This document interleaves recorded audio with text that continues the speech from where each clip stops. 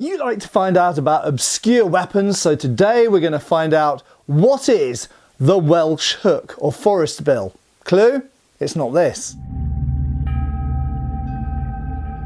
Hi folks, Matt Easton here, Schola Gladiatoria. Now, many people who watch this channel will know exactly what a bill is. It's not what you get after you finished your meal in the restaurant, but it's a weapon in this case anyway. It's a weapon which is characterised by having a bill hook on it. Now, I'm going to put down this weaponised version for a second, and I'm going to show you the more typical bill hook, which has been around for absolute centuries. In fact, this example, which has unfortunately got lots of woodworm in the handle, but this example is dated 1943 and is a Steinforth one. It was made during the Second World War, obviously. So, in fact, this is a military issue one. It's got a War Department arrow on it somewhere. But anyway, bill hooks are incredibly useful tools. I actually use one myself.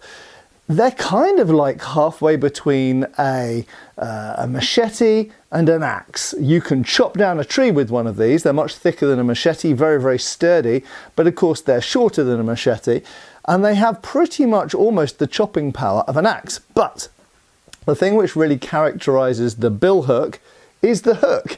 It's in the name, the clue's in the name. So a bill, if we just call it a bill pretty much always has a forwards curved blade like this. Now, many people will know that agricultural tools in the medieval period and into the Renaissance often formed the basis for certain types of fighting weapons.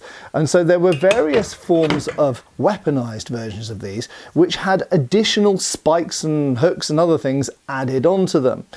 But what a lot of people don't realise is there were a variety of these. So there is, for example, an Italian bill, and a lot of people who are familiar with going into looking at arms and armour collections in museums, for example, or even looking at manuscripts or books on arms and armour, will be familiar with this common shape of Italian bill shown here. And this is a very developed, it's a very particular type. This is actually known in Italy as the ronco or roncone, and this is is part of the bill family.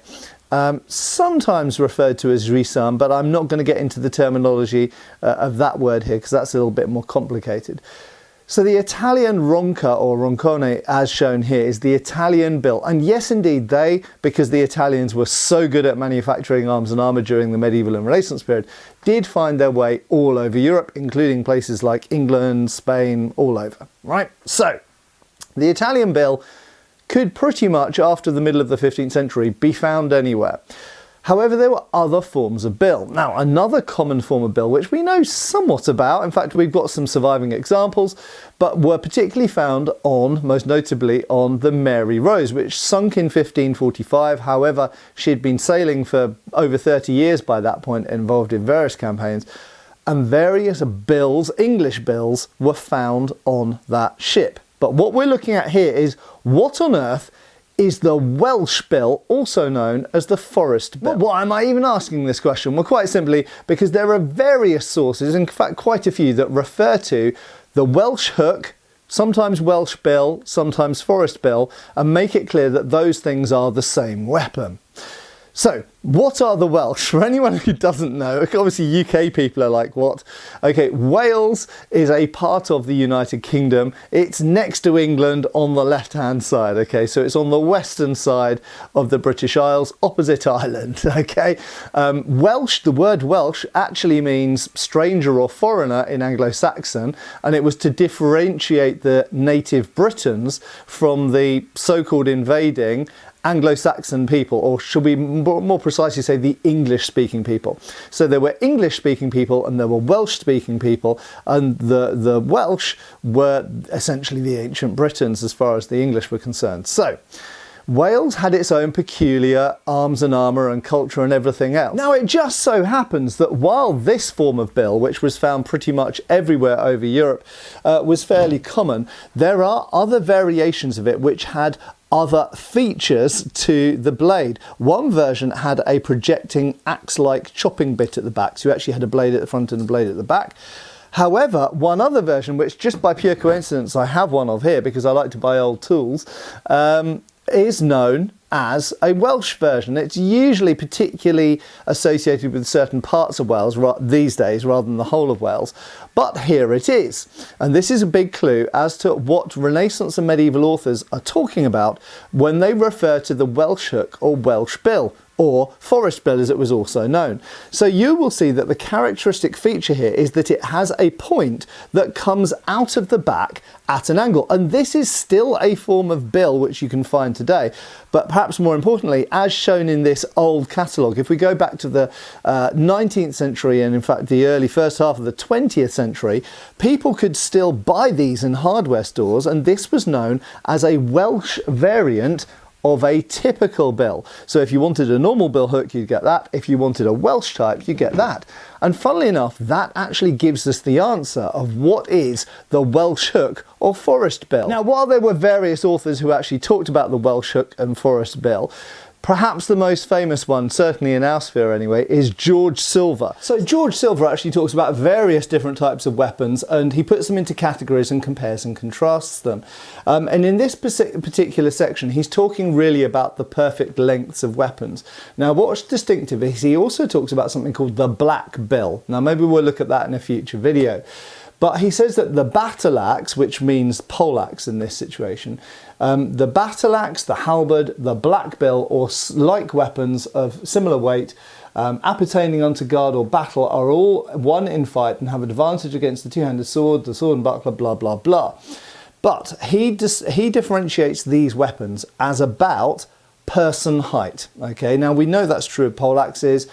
Halberds can sometimes be longer than that, but he, anyway, in an English context, he is talking about poleaxes, halberds and black bills being head height. Now, interestingly, in contrast to that, he says that the short staff, which ironically is actually quite long, or half-pike, forest bill, partisan or glaive, are actually longer than that. So he says that the poleaxe, or battle axe as he calls it, poleaxe, halberd or black bill are about 6 feet tall. He actually says 5 to 6 feet tall, but person height, I'm 6 feet tall, so person height, bearing in mind they're a little bit shorter than us at this time in the late 16th century. He says that to get the perfect length for the partisan, glaive or forest bill, you put your arm in the air and measure it up to there. So this gives us about 8 or 9 feet by his measure and indeed by ours. So interestingly there, he immediately differentiates two types of bill, the Welsh hook or forest bill, which he says are basically the same thing, or the black bill. Now, I think probably that the black bill is what we see on the Mary Rose. It is the broad English form of bill. That's my assertion, but we'll look at this in a future video. So I believe that's the black bill, and this is a bigger, heavier, chunkier blade, more like an axe, more like a, a chopping implement, more of a poleaxe essentially. Whereas the forest bill, or Welsh hook, as it's sometimes called, and as Silver calls it here, is on a longer pole and has a lighter head. So what does it look like? Well, we actually know, and there's a whole bunch of them surviving, and they've been there in plain sight this whole time. And the clue is in this type of bill, which was still widely available in the 19th century and is still available now, in fact, which has this projecting spike out of the back. And this is, along with some other things, but this is the primary defining feature of what makes it a Welsh hook or forest bill. But we see these weaponized versions. Now, the weaponized versions differ from this in that this is essentially a garden implement.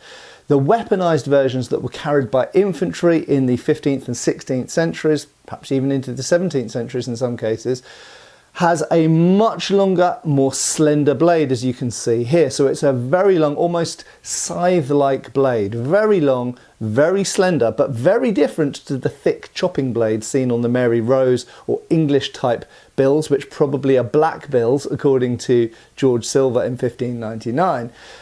And of course, we've got this projecting spike at the back.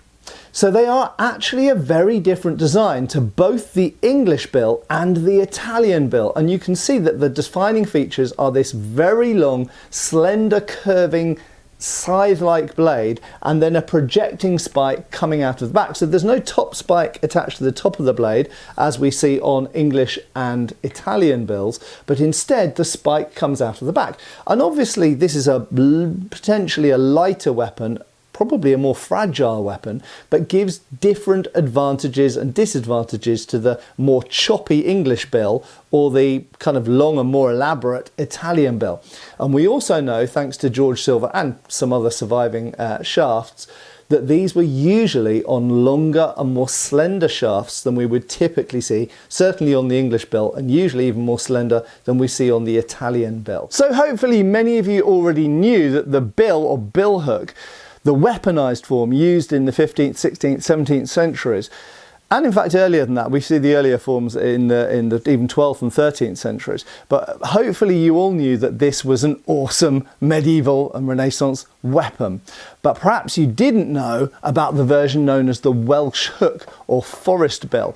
And I think it has to be said that George Silver, at least, I mean, not everybody agrees with all of his opinions, certainly in the HEMA-verse, but George Silver considered this one of the best pole weapons you could use, okay, one of the best all-round pole weapons. He thought it had the best tactical advantages of thrusting and hooking and chopping and this kind of stuff. Certainly for my part, I would argue it's less specialised in a way than the English bill, or perhaps what he calls the black bill, which is really a very powerful and heavy chopping weapon. It's more nimble than that, it's usually longer than that because it's lighter, so it can be put on a longer shaft. However, I have to say that the Italian bill, probably looking back on history, was the most successful design. And you could say that in some ways the Italian bill actually combines some of the features of the sort of the extreme ends of the spectrum, with the English choppy bill at one end, the heavy one, the black bill, and then the Welsh hook or forest bill, the light, slender, perhaps more fragile and longer one at the other end. The Italian bill is kind of somewhere in the middle, and probably that was the most successful design because it suited the greatest number of needs. However, Welsh hook, massively underappreciated, massively understudied, and hopefully I've brought the knowledge and the revelation of this amazing weapon, which we could perhaps find a replica of, maybe if I can find someone to make one, and test out. I think this is a really, really interesting weapon with some different possibilities and different options with it. And George Silver thought it was great. And there are still quite a few of them surviving, so they must have been relatively successful in their own time and place. Anyway, the Welsh hook, aka the forest bill, doesn't literally mean a forest tool in this case. The Welsh hook is a very specific type of polearm, which now you know about. Spread that knowledge, share this video, and hopefully everybody finally will know and stop asking, what is the Welsh hook? Now you know. Anyway, I have been Matt Easton. I will of course be next time, and I hope you'll be here to watch my next video and have fun with me. So make sure you're subscribed. I hope to see you back here really soon. Take care, folks. Thanks for watching. We've got extra videos on Patreon. Please give our Facebook a like and subscribe if you haven't already. Cheers, folks.